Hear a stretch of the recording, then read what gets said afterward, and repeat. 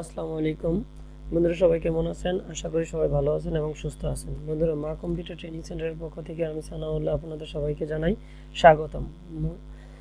বন্ধুরা, আজকের ভিডিওতে দেখাবো মাইক্রোসফট অফিস অ্যাপ্লিকেশন অর্থাৎ মাইক্রোসফট অফিস ওয়ার্ড 2003 এর ফাইল মেনুর কাজ পার্ট 1।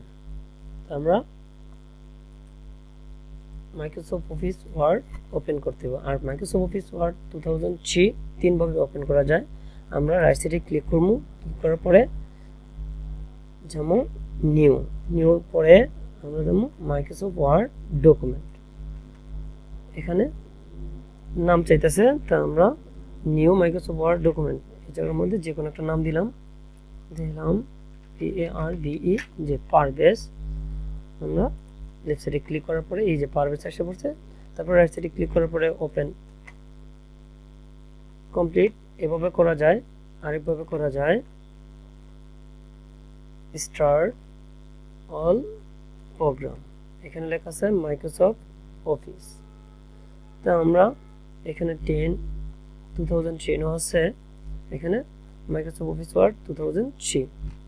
তা আমরা মাইক্রোসফট ওয়ার্ড 2010 নেক্সট ভিডিওতে করব, কিন্তু স্টেপ বাই স্টেপ কাজ করে যেতে হইব। শুরু করি মাইক্রোসফট অফিস ওয়ার্ড 2003। এভাবে ছাড়াও ওপেন করা যায়। স্টার্ট শুধু লিখবো WORD ওয়ার্ড, এখানে লেখা আছে মাইক্রোসফট অফিস ওয়ার্ড 2003। ওপেন করার পরে আমরা যেহেতু বলছি আজকে ফাইল মেনু কাজ করব, তো ফাইল মেনুর পরে এখানে সাব মেনু আছে new, open, close, save as, file, search. আমরা আজকের এই 6টা অপশনের কাজ করব। তারপরে স্টেপ বাই স্টেপ ফাইল, তারপর edit, view, insert, format, tools, table, step by step একটার পর একটা করব। আজকে ফাইল মেনুর কাজ। আমরা এখানে লিখলাম মা কম্পিউটার ট্রেনিং সেন্টার সোনারগাঁও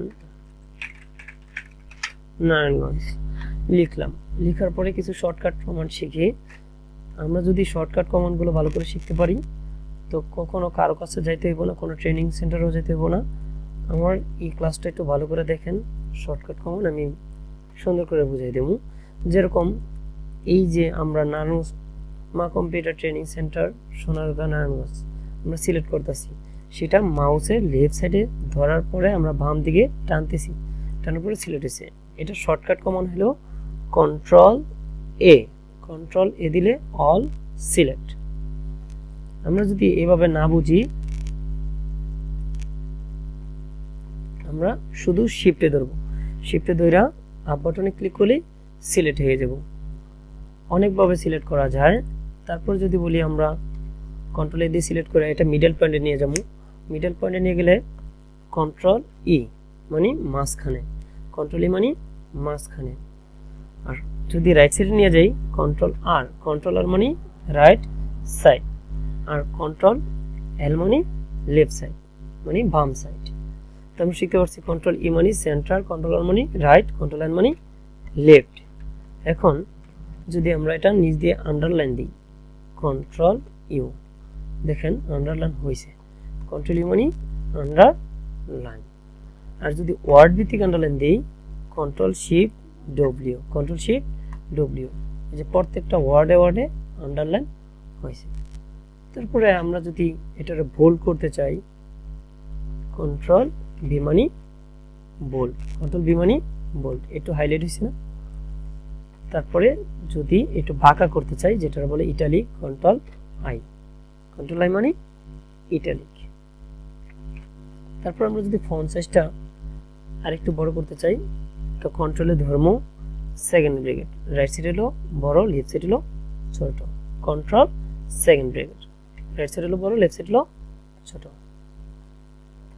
তো ক্লিয়ার? এই শর্টকাট কমান্ডগুলো ইনশাআল্লাহ সবাই পারবো। তারপরে আছে আমরা যেহেতু ফাইলের কাজ ধরছি তো আমরা ফাইল শুরু করব। ফাইল প্রথম শুরু করব সেভ মানে সংরক্ষণ করা। যেহেতু আমি এই কাজটা করছি অবশ্যই এটা সেভ দিতে হইব। তো সেভ কোথায় দেবো, যেমন ফাইল সেভ, এটার নাম হলো মিনি উইন্ডো। আমরা সেভ দিতে পারি মাই recent document, desktop, my document, my computer. তা আমরা এই তিনটায় আমি সেভ দেব না, কিন্তু আপনারা দিতে পারেন। কিন্তু এই তিনটা হলো অস্থায়ী, কম্পিউটার একটু পরে নষ্ট হইতে পারে। নষ্ট হইলে কিন্তু একবার নষ্ট হইব তা না, আমরা সেটআপ দিলে ঠিক হয়ে যাব। তো সেটআপ দিলে এই তিনটার মধ্যে যাই সেভ দিব সব অটো ডিলিট হয়ে যাব। কাজে আমরা যাবো মাই কম্পিউটার, সি ড্রাইভ বাদ দিয়ে দিতে পারি ডিতে, ইতে। আপনার কম্পিউটার যদি থাকে এফ, জি, এইচ, আই, যেটা মনে চায় সেটা দিতে পারেন। তা আমরা যেমন ডিতে ক্লিক করবো। ক্লিক করার পরে এখানে লেখা আছে ফাইল নেম। আমরা যেই মিনি উইন্ডোটা গেছি ফাইল সেভ, সেটা আমরা শর্টকাটে আনতে পারি কন্ট্রোল এস। আমরা যেমন মাই কম্পিউটার, তারপরে ডিতে, তারপরে এখানে ফাইল নেম দেব। দিতে পারি আজকের তারিখ 13/9/2020। এখানে দেব সেভ। যেটা সংরক্ষণ হয়ে গেছে এটা যদি কাইটা দিই, এখন কোথায় যাবো, কোথায় সেভ দিছি, যেমন কম্পিউটার, তারপরে অফিস, ডি ডকুমেন্টে এই যে আমরা 13/9/2020 পাইছি। ইনশাআল্লাহ সবাই ক্লিয়ার। তারপরে আছে সেভ এস। সেভ এসটার কাজটা কি, যে পুনরায় এটা আমি অন্য ডকুমেন্টসে সেভ দিব বা অন্য নেমে। এরকম এখানে আছে 13/9/2020, এই নামে আর কোনো সেভ হইব না। সেভ এসের কাজটা হলো রিনেম করা বা সিকিউরিটি প্রদান করা। আমরা রিনেম দিতে পারি, এখানে দিতে পারি। যেরকম এই কাজটার মধ্যে কিছু এডিট করছি, এখানে লিখলাম মাই নেম ইজ এমডি হক। এখন আমি যাবো ফাইল সেভ এস।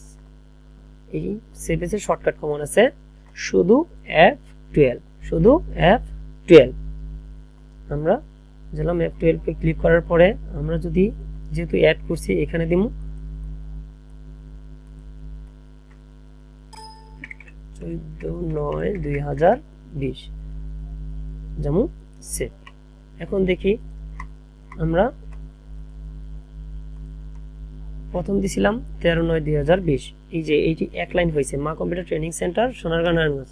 পরে দ্বিতীয়টা দিলাম 14/9/2020, এটার মধ্যে কিছু এডিট করা। তো আমরা বুঝতে পারছি সেভ এসের কাজ। আরেকটা আছে যে আমরা যেমন ফাইল সেভ এস, এটা শর্টকাট কমান্ড বলছিলাম কি F12। এটা হলো সিকিউরিটি প্রদান করা, যে আমরা একটা কম্পিউটার বাসায় আছে 3 জন বা 4 জন সদস্য থাকে, তার ক্ষেত্রে সবাই বসি, এরকম হতে পারে না যে আমরা মোবাইলের মধ্যে সিকিউরিটি প্রদান করি। সেটার ক্ষেত্রে কম্পিউটারও সিকিউরিটি প্রদান করতে পারি। যেরকম আমি ব্যতীত ছাড়া আমার ডকুমেন্টসটা কেউ দেখতে পারবো না, আমার ছোট ভাই, বড় বোন, ভাই কেউ দেখতে পারবো না। তার ক্ষেত্রে টুলসে যাবো সিকিউরিটি অপশনস, এখানে লেখা আছে পাসওয়ার্ড টু ওপেন, এখানে লিখলাম 1 2 3। পরে কি লেখা আছে পাসওয়ার্ড টু মডিফাই, এখানে আমার নাম দিলাম SANAULLH। তারপরে ওকে, আমরা কনফার্ম পাসওয়ার্ড প্রথমটা দিছিলাম কি 1 2 3, পরেরটা SANAULLH সানাউল্লাহ, এখানে ওকে।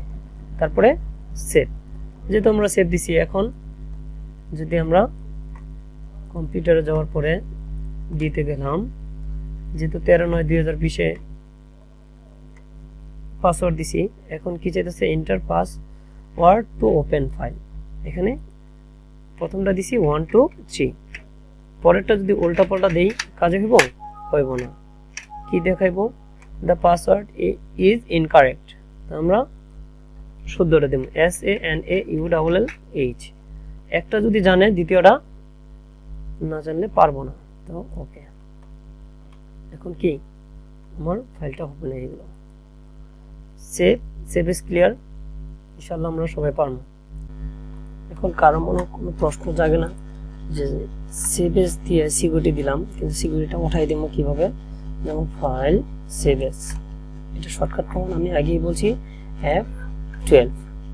যেভাবে আমরা সিকিউরিটি প্রদান করছি টুলস, সিকিউরিটি অপশনস, এখানে পাসওয়ার্ড টু ওপেনের মধ্যে এখানে পাসওয়ার্ড দেখা যাচ্ছে delete, password to modify delete, তারপরে ওকে, সরি একটা ডিলিট হয় নাই, ওকে, তারপরে সেভ। এখন আর কি হইব না, কখনোই পাসওয়ার্ড চাইব না। আবার পাসওয়ার্ড দিলে পাসওয়ার্ড চাইব। তো আমরা ইনশাল্লাহ সেভ এস পর্যন্ত পারব।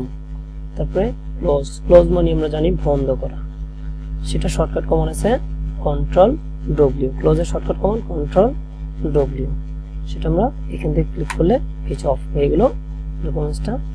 এখন যদি আমরা আবার ওপেন করতে চাই তো সেটা শর্টকাট কমান্ড কন্ট্রোল ও, সেভকৃত ফাইল ওপেন করা কন্ট্রোল ও তে যাওয়ার পরে মাই কম্পিউটার, তারপরে অফিস, তারপরে 13/9/2020 ডকুমেন্টসটা ওপেন করব।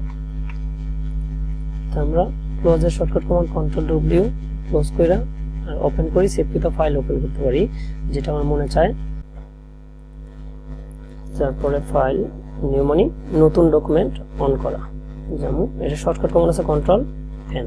আর যদি ফাইলে যাই নতুন, তারপরে blank document, shortcut command control N.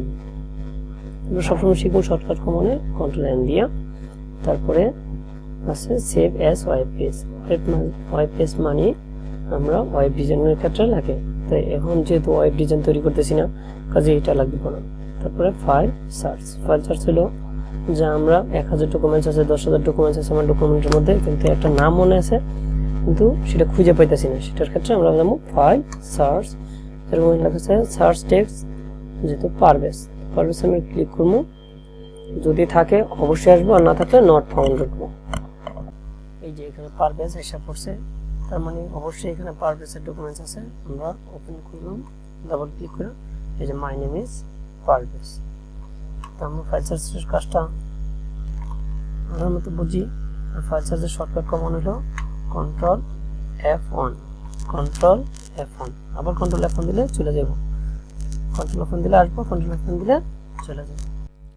So বন্ধুরা আজকের ভিডিওটি এই পর্যন্তই।